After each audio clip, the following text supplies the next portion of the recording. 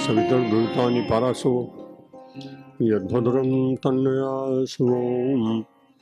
शांति शांति शांति। आपदामपहर्तारं दातारं सर्वसंपदां लोकाभिरामं श्रीरामं भूयो भूयो नमाम्यहम्।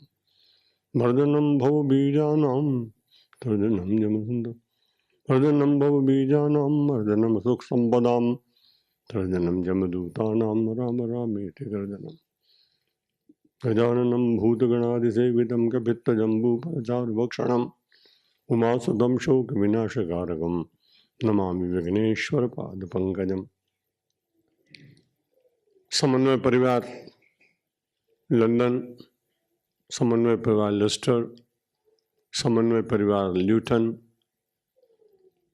अन्य सभी संस्थाओं के अधिकारीगण, सम्माननीय बंधुओं, सम्माननीय मातृशक्ति। आज मैं नामों का उच्चारण नहीं करूंगा। किसी का नाम रह जाएगा तो मुझे बाद में संकोच होगा, आपको भी मन में लगेगा कि स्वामी जी मुझे भूल गए हैं क्या।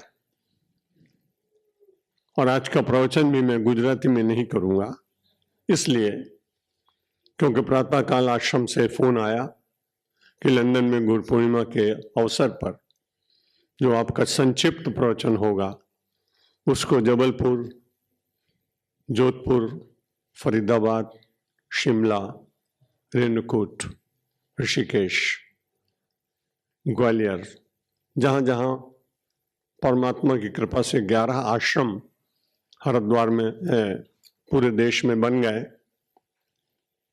और 13 संख्या हो गई, एक लेस्टर और एक हैरो मिलाकर।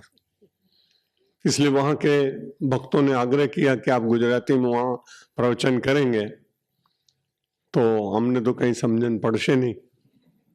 એટલે અફ્રિકામાં જ્યારે બધા તમને હિન્દીમાં સાંભળતા હતા તો હવે તો 50 વર્ષ થઈ ગયા, હવે તો વધારે સમજી શકશે, એટલે હિન્દીમાં તમે પ્રવચન કરજો। वास्तव में तो थोड़ा संकोच भी हो रहा है मुझको, क्योंकि जब जहाँ कहीं कार्यक्रम इन दिनों हो रहे हैं वहाँ हॉल छोटे पड़ जाते हैं, लोगों को जमीन पर बैठने की आदत नहीं रही, क्योंकि आर्थराइटिस और शरीर के कई रोग हो जाते हैं। तो बहुत सारे भाई बहनों को मैं खड़ा देखता हूं तो कष्ट तो होता है, और सब मर्यादा है, जितनी व्यवस्था कर सकते हैं उतनी की जा सकती है। आज ये कार्यक्रम जिस स्थान पे हो रहा है बड़ा मंगल है, क्योंकि हमारे देश के बड़े प्रसिद्ध दार्शनिक संतों में संत वासवानी का नाम गिना जाता है। उनकी वाणी से बहुत लोगों को लाभ मिलता था। अंग्रेजी भाषा पर उनका बड़ा अद्भुत अधिकार था और सैकड़ों देशों में उन्होंने भारतीय वेदांत दर्शन और संस्कृति का प्रचार किया। ऐसे संत वासवानी जी की स्मृति में बने हुए इस हॉल में, सभागार में, मैं मानसिक रूप से जो भी आज संत हैं वो गुरु पूर्णिमा के दिन वो सभी लोग पूज्य और स्मरणीय होते हैं। सबसे पहले तो महर्षि वेदव्यास जी को नमस्कार करने चाहिए, क्योंकि पहले गुरु पूर्णिमा शब्द नहीं था, ये व्यास पूर्णिमा के नाम से जाना जाता था। और जितने ऋषि हुए सभी बहुत महान हैं, सबकी अपनी अपनी महिमा है। किसी ने आयुर्वेद दिया है, किसी ने योग दिया है, किसी ने व्याकरण दिया है, किसी ने छंद दिए हैं, किसी ने मीमांसा दी है, किसी ने कर्मकांड दिया है, किसी ने सेवा दी है और किसी ने प्रेम बांटा है। किसी ने संकीर्तन की, सरिताबाई, नारद ऋषि जैसे ने। लेकिन सबसे बड़ी बात यह है कि सारे संसार को अद्भुत ज्ञान देने वाले, इटर्नल नॉलेज जिसको आप कह सकते हैं, श्रीमद् भगवत गीता, वो महर्षि वेदव्यास की देन। वो संजय ने सुना, उसको भगवान श्री कृष्ण ने कहा, लेकिन संस्कृत गीता को महाभारत के मध्य में रखने का काम, ये सबसे बड़ा काम था जो महर्षि वेदव्यास ने सुना और उसको महाभारत के भीतर रख दिया। 3 प्रकार का जो अद्भुत कार्य उनके द्वारा हुआ वो अन्य ऋषि के द्वारा नहीं हुआ। ऐसा विद्वान लोग कहते हैं कि महाभारत नाम के ग्रंथ में जो कुछ नहीं है वो संसार में नहीं। संसार में जो कुछ भी है वो सब महाभारत के भीतर वर्णित किया गया। नीति के ग्रंथ के रूप में महाभारत और हमारे जैसे सन्यासियों को ज्ञान प्राप्त करने के लिए ब्रह्मसूत्र जैसा वेदांत का ग्रंथ, और सामान्य जनों को प्रेम की सरिता में, श्री कृष्ण के प्रेम में, श्री कृष्ण की लीलाओं में आनंद दिलाने के लिए श्रीमद् भागवत की रचना की। दो महापुरुषों को बहुत प्रणाम करता हूं मैं, एक महर्षि वेदव्यास जी को और एक संत तुलसीदास जी को। महर्षि वेदव्यास जी ने श्रीमद् भागवत न कही होती, न सुनाई होती, न रचना की होती तो पूरे देश में इस समय कम से कम 700 लोग श्रीमद् भागवत की कथा करते हैं। अगर वेदव्यास जी महाराज होते तो इतने लोगों को जॉब देने के लिए जो कुछ भी रॉयल्टी या कुछ और देना होता तो देना पड़ता। तुलसीदास जी की रामायण पे 1000 लोग रामचरितमानस की कथा भारतवर्ष में कर रहे हैं, विदेश में भी करते हैं जो महापुरुष लोग हैं। तो गोस्वामी तुलसीदास जी ने जितना लोगों को काम दिया, रोजगार दिया, कपड़े दिए, सम्मान दिया, मकान दिए, मर्सिडीज पे घूमने का अवसर प्रदान किया, बड़े बड़े फार्म और बड़े बड़े भवन बनाने के लिए पैसे दिए, इस गोस्वामी तुलसीदास जी के चरणों में प्रणाम करता हूं। महर्षि वेदव्यास ने तो अद्भुत काम किया। जो गोस्वामी तुलसीदास जी हिंदी भाषा में थे इसलिए उनका क्षेत्र सीमित रहा। महर्षि वेदव्यास का संस्कृत भाषा में होने के कारण केरल में भी लोग उनको पढ़ते हैं, तमिलनाडु में भी उनको पढ़ते हैं, बड़े बड़े विश्वविद्यालयों में भी सारे संसार में महर्षि वेदव्यास का कोई न कोई ग्रंथ सिलेबस में है, उसका थोड़ा बहुत अंश होता है और सब पढ़ते हैं। नमोस्तुते व्यास विशाल बुद्धे फुल्लारविंदा यत पत्र नेत्रम येन त्वया भारत तैल पूर्णा प्रज्वालितो ज्ञानमय प्रदीप। उन्होंने कौन सा दीपक जलाया? ज्ञानमय प्रदीप, ज्ञान का दीपक जलाया। मनुष्य संसार में आया है वो ज्ञान प्राप्त करने के लिए आया। गुरु पूर्णिमा का संदेश है कि हम ज्ञान प्राप्त करें, क्योंकि ज्ञान सबसे बड़ा प्रकाश है। उसको विवेक कहते हैं, उसको आत्मदर्शन कहते हैं, उसको ब्रह्म दर्शन कहते हैं।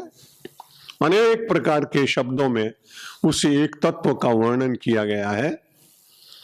इसलिए आज का दिन वास्तव में किसी व्यक्ति की पूजा का दिन नहीं। ये तो ऐसा है कि आपने अभी पूजन किया। इस बार लंदन आने का श्रेय तो मैं डॉक्टर अतुल भाई मेहता, लीलावती बहन मेहता और कोकिला बहन डॉक्टर को देता हूं।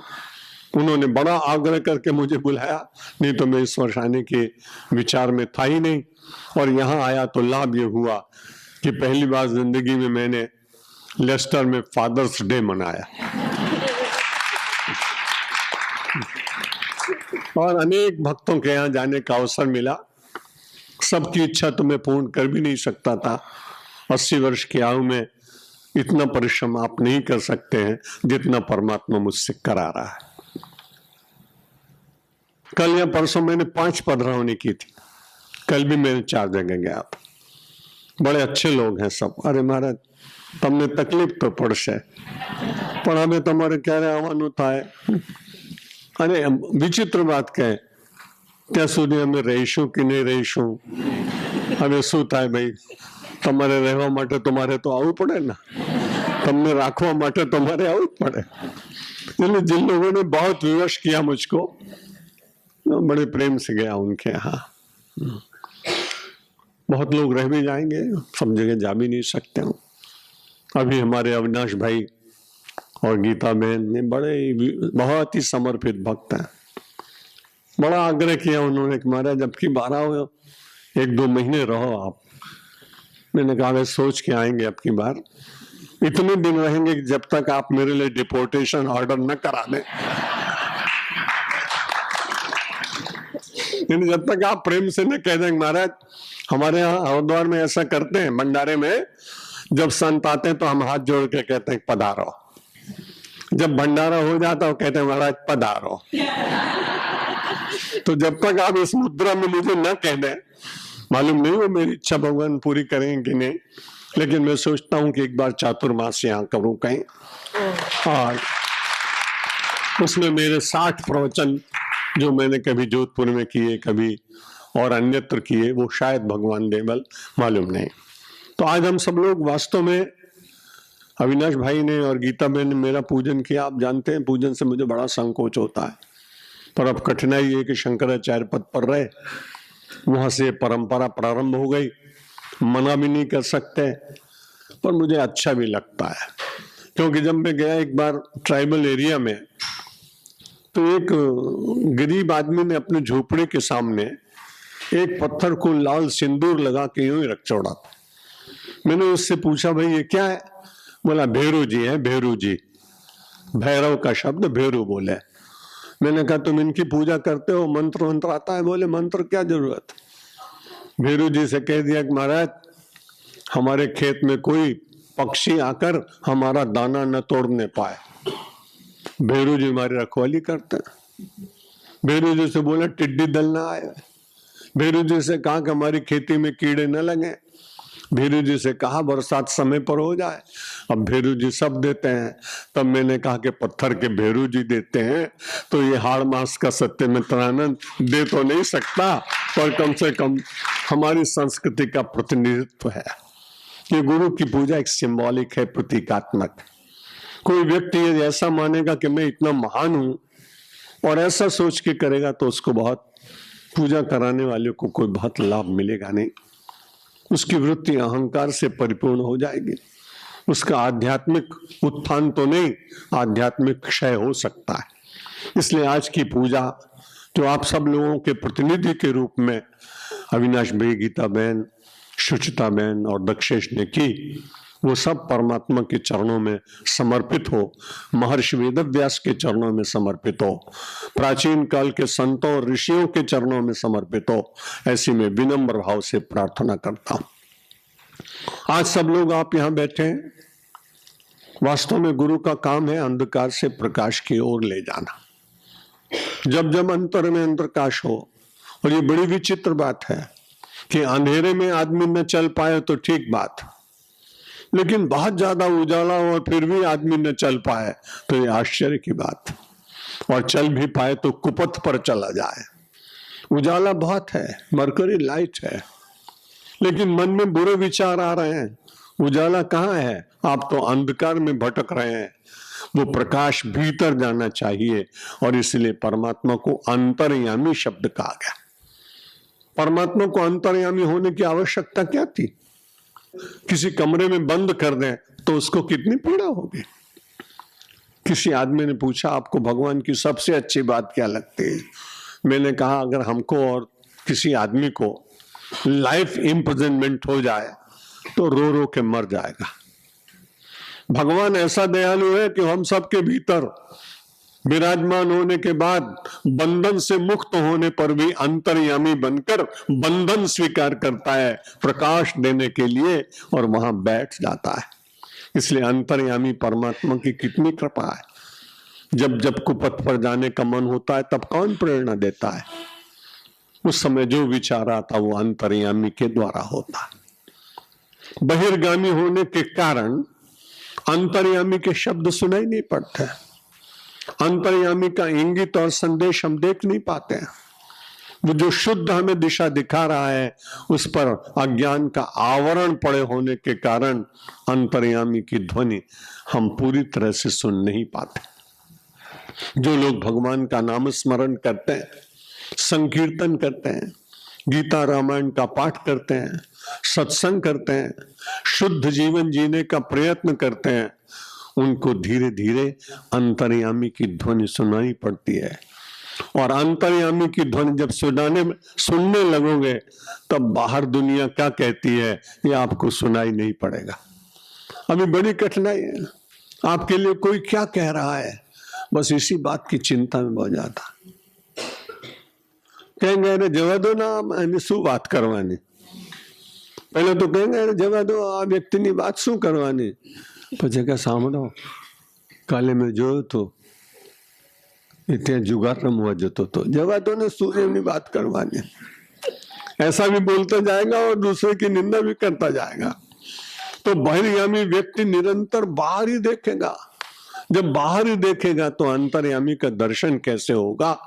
इसलिए मेडिटेशन, ये ध्यान, ये प्रथा, ये परंपरा, ये केवल योग की परंपरा नहीं है, ये अध्यात्म की गहरी परंपरा है, जिसमें ध्यान करते करते व्यक्ति अपने अंतर के भीतर बैठे हुए उस ज्योति को देखने का प्रयत्न करता। वही ज्योति अभ्यास करते करते प्राणायाम के द्वारा कभी कभी आपको दोनों आंखों के बीच में, भ्रूर मध्य, दोनों के बीच में कभी कभी दिखाई पड़ने लगती है। जिनको ऐसा होता हो वो बड़े भाग्यशाली हैं, उनको मानना चाहिए कि उनके साधना में गति आ रही है। ना भी हो तो चिंता मत करना, ध्यान करते रहना, जप करते रहना। जप में बहुत बड़ी शक्ति है, इतनी ज्यादा शक्ति है कि राम जी से पूछा कि आपके नाम में कितनी शक्ति है। गोस्वामी तुलसीदास महाराज कहते हैं, कहूं नाम बड़ाई राम न सकहीं नाम गुण गाई, जाकर नाम लेत एक बारा, नर उतरहि भव सिंधु अपारा। नाम लेत भव सिंधु सुखाही, करहु विचार सुजन मन माई। सादर सुमिरन जय नर करही, ते गोपद इव भव निधि तरही। कितनी बार रामायण में पढ़ा है, पर इसका ध्यान पूर्वक पाठ करोगे तो नाम में श्रद्धा हो जाएगी। जिस भगवान का आप नाम ले रहे हैं वो परमात्मा का नाम आपको धर्म अर्थ काम मोक्ष तो देगा ही, वो उतना ही देगा जितने में आपका काम चले। नाम लेते जाओ और अंबानी भी जपते जाओ तो अंबानी नहीं बन पाओगे।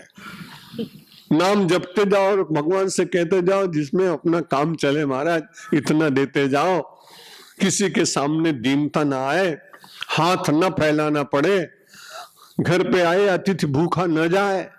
किसी गौशाला, पाठशाला, यज्ञ, धर्मशाला, तीर्थ, किसी सात्विक ब्राह्मण और किसी विद्यालय में कहीं थोड़ा बहुत देना हो तो इतनी भी व्यवस्था कर देना, और इतनी व्यवस्था होने के बाद में प्रसन्न रहो, क्योंकि सोने की रोटी नहीं बनती और डायमंड की सब्जी नहीं बनती है और चांदी की दाल नहीं बनती। अगर ये हो भी जाए तो पेट इससे नहीं भरता, पेट तो उसी से भरता है जो बाजार में सस्ता मिलता है। इसीलिए गोस्वामी तुलसीदास जी ने एक बड़ी बात बाद में कही कि तुलसी के मन अब भयो, कि राम गरीब निवाज। बहुत दिन के बाद जो दुआ लिखा उन्होंने, तुलसी के मन अब भयो, कि राम गरीब निवाज। सोना तो महंगा किया और सस्ता किया अनाज। अगर अनाज भी सोने के भाव हो जाता तो लोग भूखे मर जाते। इसलिए उस गरीब निवाज परमात्मा की कितनी कृपा, जिनसे अपना उदर पोषण होता है, पुष्टि मिलती है, जीवन चलता है। वो वस्तुएं उतनी महंगी नहीं है जितनी वस्तुओं के द्वारा व्यक्ति के वैभव का प्रदर्शन होता है। इसलिए परमात्मा का नाम लेने से संसार अपने आप धीरे धीरे कम होता जाएगा। संसार के प्रति राग, संसार के प्रति चिंता, संसार का बारंबार अनुकथन, ये जितना जितना कम होता जाएगा, समझिए कि आपने किए हुए जो सत्संग का फल अब आपको मिल रहा है। ऐसे और भी वीडियोस प्राप्त करने के लिए हमारे चैनल भारत माता को सब्सक्राइब करें